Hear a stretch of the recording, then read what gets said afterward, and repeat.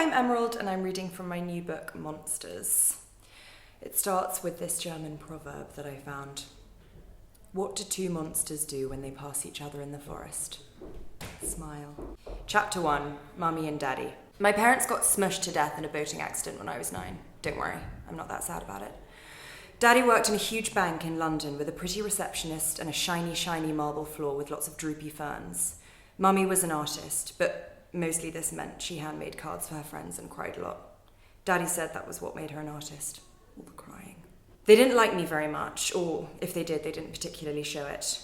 I don't think they ever really got to grips with the idea of having children in general, and me in particular. They yelled at me for doing practically anything. We lived in a swanky flat in Knightsbridge where everything was cream-coloured and all the glass tables were covered in decorative stones that had all been hand-selected by a man in Somerset.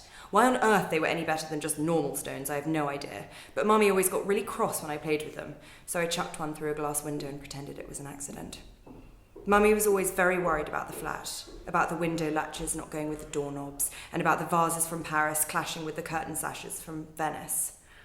She spent all day wandering around the rooms, checking for smudges on the walls and fingerprints on the light switches. Mummy and Daddy seemed angry a lot of the time, but they got especially annoyed when they couldn't get me a new nanny, because all of mine kept on leaving and word had got around about me. Honestly, it's not my fault that nannies don't like practical jokes and burst into tears all the time.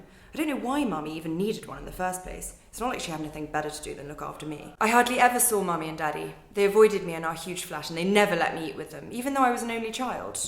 I had to eat by myself every night at the big sharkskin table in the dining room, while they shouted at each other in the next room about Mummy and her paintings. Most of them portrayed Daddy as an evil centaur.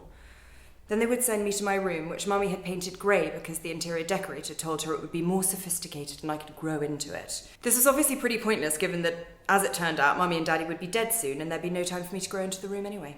I'd sit in my grey room listening to them throw decorative ashtrays from china at each other's heads and talk to my imaginary friend Malcolm, who sometimes told me to peel the paint off the walls and once made me hide some of Daddy's important paperwork from him. Malcolm was great. He had a face on the back of his head. Mummy didn't really like Malcolm either, and wouldn't let me talk to him in front of her, so he used to spit in her drink when she wasn't looking, and sometimes wrote horrid words on her paintings. Malcolm always knew how to cheer me up. Then Malcolm went to live with the family next door. I don't think their little girl liked him. She always burst into tears when I pointed out that Malcolm was walking behind her in the hallway. So that was the first part of the first chapter of the book, and I hope you enjoyed it, and I hope you read it and you like it. Bye! I have always been obsessed with murder and murderers, especially when I was younger, when I was about the same age as the protagonist.